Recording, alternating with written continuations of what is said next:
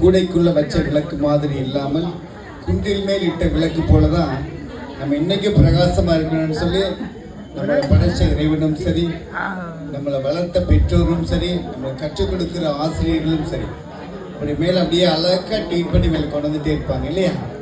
அப்படிதானே? அப்படியே தான். சரி, நமக்குள்ள நிறைய மாற்றங்கள் இருக்கு, நிறைய ஆற்றல்களும் இருக்கு. உங்களை எல்லாரையும் சந்திச்ச மாதிரி நான் ஒரு 7 மாநிலங்கள் போய் வந்துட்டு இருக்கேன். என்னுடைய துணைவியாருக்கு தெரியாது நான் எங்க போறேன், என்ன பண்றேன். என்னுடைய மகளுக்கும் தெரியாது என்னென்ன துறைகள் இருக்குன்னு சொல்லி. என்னுடைய பெயர் சைமோன் நடேசன். தமிழகத்தில் கின்னஸ் வேர்ல்ட் ரெக்கார்டு அப்படிங்கிற அசோசியேஷன் நாங்கள் ஆரம்பிச்சிருக்கோம். அந்த கின்னஸ் வேர்ல்ட் ரெக்கார்டுடைய சிஇஓவாக இருக்கேன். தமிழ்நாடு போலீஸ் நியூஸ் அதனுடைய ஈரோடு மாவட்ட ரிப்போர்ட்டராக இருக்கேன். இன்னைக்கு காவல்துறை, யாராவது காவல்துறை அதிகாரி பணியாளர்கள் இருக்காங்களா, அரசு பணியாளர்கள், அவங்களுக்குன்னு சொல்லி ஒரு நாள் சிறப்பாக மகளிர் தினம், ஆண்கள் தினம், குழந்தைகள் தினம் இருக்கு இல்லையா? அதுபோல காவலர்களுக்குன்னு ஒரு தினத்தை நம்ம முதல்வர் ஐயா ஸ்டாலின் ஐயா கிட்ட கேட்டு வாங்கியிருக்கோம். அவர் உரிமை வழங்கியிருக்கார், அதுதான் கொடுத்துட்டார். 9ஆம் மாதம் 6ஆம் தேதி காவலருக்குன்னு ஒரு தினம். உங்கள் அருகாமையிலேயோ உங்களை சுற்றி இருக்கும்போது காவலர் இருந்தாங்கன்னா அன்னைக்கு அவங்களுக்கு விஷ் பண்ணுங்க. அன்னைக்கு அவங்களுக்கு உண்டான நாள்னு சொல்லி எங்களுடைய அமைப்பு மூலியமா வாங்கி கொடுத்துருக்கோம். மகிழ்ச்சி அடைகிறோம். விமென்ஸ் லீகல் ரைட்ஸ் தமிழ்நாடு செக்ரட்டரியா இருக்கேன். தமிழ்நாடு கபடி ஆஃபீஸியலா இருக்கேன். பல துறைகள்ல பல நிகழ்வுகள்ல நாம இருக்கிறோம் அப்படிங்கிறது எல்லாருக்கும் தெரியும். எல்லாத்துக்கும் ஒரு ஆற்றல் இருக்கு. அந்த ஆற்றலை நீங்க முதல் கண்டுபிடிக்கணும். நான் அவரை மாதிரி இவரை மாதிரி அப்படி இப்படின்னு சொல்லி நிறைய நிகழ்வுகள் சொல்லிக்கிட்டே போகலாம்.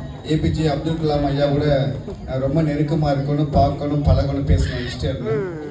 என்ன ஒரு 42 பேரை நான் அவாய்ட் பண்ணாங்க. ஆனால் இரவு 12 மணிக்கு சரி எனக்கு ஒரு அழைப்பு வந்தது. குடியரசுத் தலைவர் அப்துல் கலாம் ஐயாவை சந்திக்கிறதுக்கு உங்களுக்கு காலையில் உங்களுக்கு அப்பாயின்மெண்ட் அப்படின்னு. 3/4 மணி நேரம் ஐயா கூட பயணிச்சேன். அவ்வளோ சிறப்பான ஒரு நபர், அவ்வளோ மிகப்பெரிய மனுஷன். நிறைய பிரமுகர்களோட எல்லாரோடையும் பயணிச்சிருக்கிறோம், பேசியிருக்கோம், பழகிருக்கோம். ஆற்றல் அவ்வளவு. உன்னை நீ அறிந்து கொள், பிறர் உன்னை அறிவர். நமக்குள்ள என்ன ஆற்றல் இருக்கோ அந்த ஆற்றல் என்னன்னு நாம கண்டுபிடிச்சிட்டோம்னா இந்த உலகம் நம்மளை தேட ஆரம்பிச்சிடும். நாம இந்த உலகத்தில் அவங்கள மாதிரி இவங்கள மாதிரி அவர் இப்படி இவர் இப்படி நம்ம ஒரு கற்பனையா அப்படி பார்த்துட்டு போவோம். ஆனா நமக்குள்ள என்ன இருக்குங்கிறத வெளியில கொண்டு வந்தோம்னா போதும், அந்த ஆற்றல் நம்ம இந்த உலகத்துக்கு எடுத்துட்டு போயிடும். அதுதான் நான் பல இடங்கள்ல பல துறைகள்ல பல நிகழ்வுகள்ல சொல்லுவேன். சொல்லும்போது இத்தனை சொல்றீங்களே சார், நீங்க பாட்டுக்கு சொல்லிட்டு போயிடுவீங்க. ஒரு குழந்தைய வளர்க்கறது எவ்வளவு கஷ்டம் தெரியுமா? ஒரு குழந்தையை கற்றுக் கொடுக்கறது எவ்வளவு கஷ்டம் தெரியுமா? ஒரு குழந்தையை பராமரிக்கிறது எவ்வளவு கஷ்டம் தெரியுமா? ஒரு குழந்தையை எந்த அளவுக்கு பேணி இந்த சமுதாயத்துல இந்த காலகட்டத்தில் இப்படி வளர்த்து கொண்டு வரணும் தெரியுமா? அப்படி தெரியுமான்னு கேள்வி கேட்டவங்களுக்கு world multi talent record and doctorate award அப்படின்னு என் பிள்ளையை நிரூபிச்சு காமிச்சிருக்கேன். கராட்டேல பிளாக் பெல்ட், ஒரு டீச்சர்ஸ் ட்ரைனிங் முடிச்சிருக்காங்க. எங்க வேர்ல்டுல எந்த இடத்துல வேணாலும் அவங்க பயிற்சி கொடுக்கலாம். நாக் அவுட் ஃபைட் டேக்வாண்டோவில் நீலகிரியில் 2ஆவது இடத்துல இருக்காங்க. கொக்கோவில் ஸ்டேட் லெவலில் இருக்காங்க. Athletes player, multi talent. நீங்கள் எந்த துறையை கொடுத்தாலும் சரி, பள்ளி விடுமுறையில் வந்தாங்கன்னா டிவி சேனலில் வேலை செய்வாங்க, சாங்ஸ் பண்ணுவாங்க, டான்ஸ் பண்ணுவாங்க. நீங்கள் எதை கொடுத்தாலும் சரி, நீங்கள் எந்த நான்வெஜ் எதை கொடுத்து இந்த டேஸ்ட் வேணாலும் உடனே செய்து கொடுத்துருவாங்க. நீங்கள் எப்போ வேணாலும் டெஸ்ட் பண்ணலாம். அந்த அளவுக்கு ஒரு குழந்தையை உருவாக்க வேண்டும் அப்படின்னு பெற்றோரால் நினைச்சா கண்டிப்பா முடியாத எதுவுமே இல்லை. நான் எல்லாருக்கும் ஒரு அழகான ஒரு வார்த்தை சொல்லுவேன், அது கொஞ்சம் கஷ்டமா தான் இருக்கும். இந்த சமுதாயத்தில் சரியான முறையில் தன் குழந்தையை கொடுக்க தெரியாதவர்கள் தான் முதல் இந்த தேச துரோகி. இந்த சமுதாயத்துக்கு நான் பெற்று வளர்த்த குழந்தையை சரியான முறையில் கொடுக்க தெரியல அப்படின்னா நான் தான் இந்த தேசத்தோட மிகப்பெரிய துரோகி. நான் இன்னைக்கு வளர்ந்துட்டேன். என்னுடைய சுபபோக வாழ்க்கைக்காக, என்னுடைய சந்தோஷத்துக்காக ஒரு அழகான ஒரு குழந்தையை பெற்றெடுத்துட்டேன். அதுக்கு பிறகு குழந்தை வளர்த்துருவாங்க. தாத்தா, பாட்டி, அம்மா, மனைவி, நாங்கள்லாம் சேர்ந்து வளர்த்துருவோம். அது பாட்டுக்கு வளர்ந்துங்களேன். ஆனால் பணத்தை தேடி ஓடுவேன், வீடை தேடி ஓடுவேன், காரை தேடி ஓடுவேன். அடுத்தவங்களை போட்டி போட்டுக்கிட்டே போவேன். ஆனா என் குழந்தையை எப்படி வளர்த்து கொண்டு வரணும், சம்பாதித்ததை எப்படி அவள் பேணி பாதுகாக்க வேண்டும், விட்டதை எப்படி பிடிக்க வேண்டும், அப்பா 100 மடங்கு சம்பாதித்ததை நான் பல 1000 மடங்கு எப்படி கொண்டு வர வேண்டும், தன்னம்பிக்கையை வளர்க்க தவறி விடுகிறோம். நல்ல எண்ணமும் நல்ல கலாச்சாரமும் நல்ல ஆரோக்கியத்தை கொடுத்தோம்னா போதும். எத்தனை கோடி வேணாலும் அவங்க எடுத்துடுவாங்க. இன்னைக்கு 1000 கோடி சம்பாதி வச்சோம்னா அவங்க வளர்ந்து வரும்போது அது பத்தாது. அது பத்தவே பல 1000 கோடி தேவைப்படும். அதை எப்படி எடுக்கணும், எடுத்து வச்சதை எப்படி பாதுகாக்கணுங்கிற அந்த தன்னம்பிக்கையையும் அந்த செயல்பாடையும் அந்த ஊக்கத்தையும் ஆக்கத்தையும் கொடுக்கிற ஒரே நபர் பெற்றோர் மட்டும்தான். சரி, இவ்வளவு விஷயம். மல்டி டேலண்ட் வேர்ல்டு ரெக்கார்டு ஒரு சைல்டு. இவங்களுக்கு அடுத்த ஒரு குழந்தை இருக்கு. மல்டிபிள் டிசார்டர் அப்படிங்கக்கூடிய பல லட்சத்துல ஒரு குழந்தை. எனக்கு 2வது குழந்தை. உச்சந்தலையிலிருந்து உள்ளங்கால் வரையும் அவளுக்கு பிரச்சனை இல்லாத இடமே இல்லை. இதே கோயம்புத்தூர்ல அவளுக்கு treatment Ganga, PSG, KMCH, Agarwal, சர்வம், கேஎம்சிஹெச். 10 மாத குழந்தையிலே வாய்க்குள்ள ஃபுல்லாக பிளாஸ்டிக் சர்ஜரி. இதே கங்காவில் அப்படியே கணக்கு போட்டு பாருங்க. நான் சொன்னேன் ரொம்ப விலை குறைஞ்ச மருத்துவமனைகளில் எப்படி நடந்திருக்குன்னு பாருங்க. கண்ணுக்கு கண்ணாடி இல்லைன்னா பார்க்க முடியாது, காதுக்கு மெஷின் இல்லைன்னா கேட்க முடியாது, சமணங்கால் போட்டு உட்கார முடியாது, விரல்களை மடக்கி பிடிக்க முடியாது, முழங்காலில் உட்கார முடியாது, நம்மள மாதிரி உட்காந்து டாய்லெட் யூரின் போக முடியாது. கூடவே ஒரு நபர் இல்லைன்னா குழந்தையால எதுவும் செய்ய முடியாது, பேசவே முடியாது, பேசவும் போறது இல்லை அப்படின்னு சொன்ன இதே மருத்துவமனை இதே கோவையில் இன்னைக்கு பெஸ்ட் பிரில்லியன்ட் அவார்டு அப்படின்னு சொல்லி என் குழந்தை 2வது வாங்கியிருக்காங்க. அவங்கள ஒரு நிகழ்வில் கண்டிப்பாக இங்கே கொண்டு வந்து காமிப்பேன். ஆனால் 9 வயது 4 வயது உயரம் தான் இருப்பாங்க. அவங்களுடைய பாடல், அவங்களுடைய பேச்சு, அவங்களுடைய செயல்பாடு, அவங்க இன்னும் தனிமையில் தான் எல்லா வேலையும் செய்துக்குவாங்க. ஆடை உடுத்துறது எப்படி, உணவு சாப்பிட்றது எப்படி, தட்டை எப்படி வைக்கணும், எப்படி எடுக்கணும், எல்லா நிகழ்வுகளையும் நம்ம கொடுக்குற பயிற்சி. கொடுமைப்படுத்துறீங்க அப்படிம்பாங்க. இல்லை, கற்றுக் கொடுக்குறேன். இதுக்கு பேர் கொடுமை இல்லை, கற்றுக் கொடுத்தல். குழந்தை ஓடுதே ஓடாதன்னு சொல்லக்கூடாது. குழந்தை ஓடணும், நாம அதை கூட சேர்ந்து ஓடணும். பார்க்க குழந்தை பாயுதே பாயாதுன்னு சொல்லக்கூடாது. பாய் பதனமா பார்த்து பாய், நான் இருக்க உனக்கு பிடிச்சுக்கிறேன். அதுதான் வளர்த்த.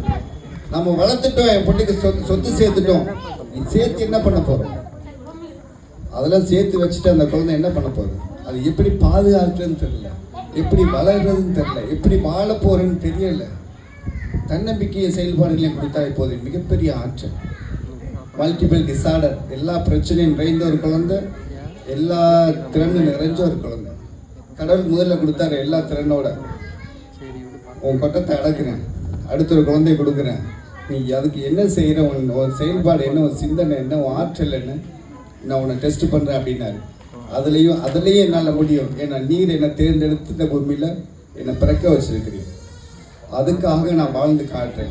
என்னை நம்பி கொடுத்துருக்கிறார் கடவுள். நம்ம நினைக்கிறோம் நம்ம குழந்தை கொடுத்துட்டாரு அப்படின்னு. நம்மளால சரியா வளர்க்க முடியும் அப்படிங்கிறதுனால தான் தேவன் நம்ம கடவுள் நமக்கு கொடுத்துருக்கிறார். நம்முடைய இறைவன் நம்மளை தேர்ந்தெடுத்து கொடுத்துருக்காரு அந்த குழந்தைய. அது மாதிரி நீங்க நல்லா புரிஞ்சுக்கணும். ஐயோ இந்த குழந்தை என்ன கொடுத்துட்டாரு, என்னால முடியும்னால தான் கடவுள் நமக்கு கொடுத்துருக்காரு. இல்லைன்னா யாருக்கு வேணாலும் கொடுத்துட்டு போகலாம் இல்லையா? நம்மளால முடியும். நம்முடைய சிந்தனை எல்லாத்துக்கும் ஒரு பிரச்சனை. நமக்கு 2 ஹார்ட் இருக்கு தெரியுமா, 2 இதயம் இருக்கு தெரியுமா? ஒன்று இங்கே தான் தெரியும், இன்னொன்று எங்கே சார் இருக்கு? இங்கே இருக்கு. சரியான முறையில் இங்கே பயிற்சி கொடுக்கல அப்படின்னா இங்கே பம்ப் இங்கே சரியாக வேலை செய்யாது. மூளைக்கும் அடிவயிறுக்கும் நல்ல உறவு இருக்கு. 2வது மூளைக்கு அடிவயிறுன்னு சொல்லுவாங்க.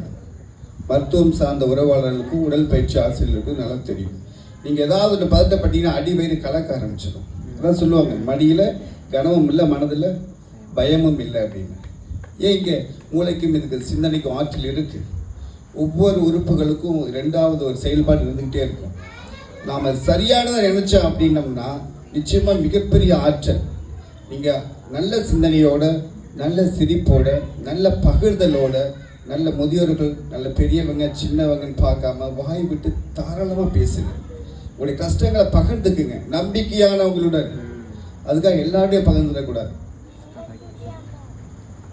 அது மிகப்பெரிய முக்கியமான விஷயம். லீடர்ஷிப் கம்யூனிகேஷன், தலைமைத்துவ பண்புகள், கவுன்சிலிங் டிபார்ட்மெண்ட். ஆற்றுப்படத்தில் இங்கே இருக்காங்க, சகோதரி எடுத்தாங்க, கவுன்சிலிங் முடித்தவங்க இருக்காங்க. சிறு வயதிலே கவுன்சிலிங் முடித்தவங்க. சென்னை லோயோலாவில் கவுன்சிலிங் முடித்தேன். Trichy saint Joseph leadership communication. அது ரொம்ப ரொம்ப முக்கியமான விஷயம். குடும்ப வளர்ச்சிக்காக மட்டுமில்லை, நாட்டு வளர்ச்சி மட்டுமில்லை, நல்ல உறவு, நட்பு, குழந்தை வளர்த்தல், இது ரொம்ப ரொம்ப முக்கியமான ஒன்று. மிகப்பெரிய விஷயம். இந்த ஆர்கனைசேஷன் நடத்திட்டு வர சாதாரண விஷயம் கிடையாது. நான் பல நிறுவனங்கள் ECHO, JRS, சீமா, அல்ட்ரா, ஈலியர், ஆஃபர், பல நிறுவனங்கள். சுனாமி ஃபீல்டில் தரங்கம்பாடியில், நாகை மாவட்ட தரங்கம்பாடி 64 கிராம கோஆர்டினேட்டர் ஒர்க் பண்ணியிருக்கேன். நாகை மாவட்ட கலெக்டரோட. தசைகளும் கால்களும் கைகளும் தனித்தனியாக அப்படி வரும். அப்படியே சுனாமி டைமில் அப்படியே கூச்சப்படம் எடுத்து சங்கடப்படம் எடுத்து வச்சுட்டு போயிட்டே இருப்போம். என் மகள் சொன்னாங்க நீச்சலில் தூக்கி போடுவேன்னு சொல்லி. எங்கள் ஊர் பவனேஸ்வரர் டேம் கீழே தண்ணி போயிட்டுருக்கோம். ஒரு 6 பேரை காப்பாற்றி கொடுத்துருக்கேன். அப்படியே உடல்லாம் உள்ளே போய் புதஞ்சிடும். எடுத்துக்க யாரும் பெரும்பாலும் வர மாட்டாங்க. நான் உள்ளே போய் எவ்வளோ ஆழமானாலும் போய் எடுத்து அளவை கொடுத்துட்டு போயிட்டே இருப்போம். பணங்காசு ஒரு வயசு வேணான்னு சொல்லி. தன்னம்பிக்கையும் செயல்பாடும் நிச்சயம் நமக்கு இருக்கணும். இதில் வெக்கப்படுறதுக்கு ஒன்றுமே கிடையாது. வெக்கம் எதுக்கு? நாம் எதுவும் ஓடலை, செய்யலை, சிந்திக்கலை, சிறப்பாக குழந்தைகளை வளர்க்கலை அப்படின்னா தான் வெக்கப்படணும். சொத்து சேர்க்கலன்னு வெக்கப்பட வேண்டாம். நல்ல ஆரோக்கியத்தையும், நல்ல பண்பையும், நல்ல கலாச்சாரத்தையும், நல்ல தன்னம்பிக்கையும் கொடுத்து வளர்த்தாலே போதும். இதை மிஞ்சி சொத்து எதுவுமே இல்லை. அவங்க பல லட்சத்துக்கு மதிப்பானவங்க ஆகிடுவாங்க. அதனால் இந்த இடத்துல என்னை இறைவன் கொண்டு நிறுத்தினதுக்கு நன்றி சொல்லிக்கிறேன். மேலும் மேலும் இது போன்ற நிகழ்வுகளில் பல நிகழ்வுகள் நான் கலந்துருக்கேன். இருந்தாலும் இந்த நிகழ்வு எனக்கு ஒரு மிகப்பெரிய மாற்று சந்தோஷத்தை கொடுத்துருக்கு. இந்த குழந்தைகள் சிறப்பாக வந்துடுவாங்க, ஆரோக்கியமாக வந்துடுவாங்க. அது எல்லாமே பெற்றோர் கையில் தான் இருக்குது.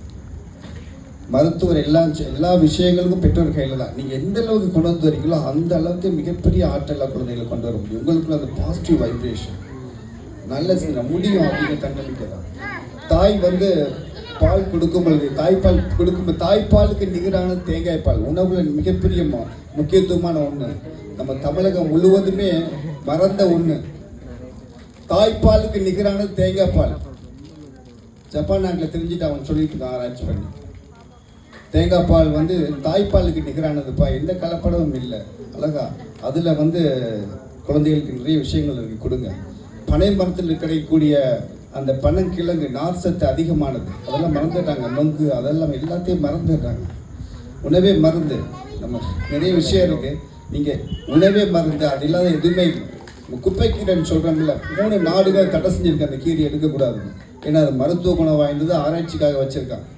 இங்கே குப்பை கீரைன்னு கண்டுக்காமல் போயிட்டுருக்கோம். அதில் நிறைய விஷயம் இருக்குது, சாதாரண விஷயம் இல்லை. எல்லாம் கலக்கி ஆம்லேட் ஆஃப் ஆகிட்டு எதுவுமே. டாக்டர் எதை சாப்பிட சொல்கிறாரு? கர்ப்பிணி பெண்களுக்கு அவிச்ச முட்டை மட்டும்தான். அப்போ எதில் சத்து அதிகமாக இருக்குது? இது தெளிவாக புரிஞ்சுக்கணும். நீங்கள் நம்ம குழந்தைய வளர்க்குறவங்களுக்காக எது வேணாலும் கடையில் கொடுக்குறோமோ அப்படியே டேஸ்டி டைம் பாஸ் அதெல்லாம் இல்லை. எல்லாமே நமக்கு நாமே தெரிவிக்கக்கூடிய மிகப்பெரிய தவறான விஷயங்களை அது இங்கே அழகாக கற்றுக் கொடுத்துட்ருக்காங்க. எந்த உணவு சாப்பிடணும், எதை சாப்பிடக்கூடாதுன்னு சொல்லி விளையாட்டு போக்காக நம்முடைய மன அழுத்தங்கள் காரணமாக, வெளி உலக காரணமாக நாம் குழந்தைகளுக்கு அலைபேசியை கையில் கொடுத்து, ஃபோனை கையில் கொடுத்துட்றோம். அந்த டிஸ்பிளேயில் வரக்கூடிய அந்த அதோடைய பவரை கண்ணை சீக்கிரம் கெடுத்துரும். அது சுந்தர் பிச்சையை அழகாக சொல்லிட்டாரு. எங்களுடைய வியாபாரத்தில் நாங்கள் என்ன வேணாலும் செஞ்சுட்டு போயிட்டே இருப்போம். அவ்வளோதான். அதில் நிறைய விஷயங்கள் இருக்குது. சரி, மிக சிறப்பான ஒரு தருணம் இது. நிறைய பேசிட்டோம். ஏன்னா நிறைய பேசுறதுக்கு உண்டான இடம் இது. ஏன்னா நாம் அந்தளவுக்கு நிறைய சிக்கல்களில் இருக்கிறோம். அதை மீண்டு வரணும், மிகப்பெரிய மாற்றம் கிடைக்கும். எல்லாரும் தன்னம்பிக்கையோடு மிக சிறப்பாக செயல்படுங்க. இந்த நேரத்தை கொடுத்தவங்களுக்கு நன்றி கூறி விடைபெறுகிறேன். நன்றி.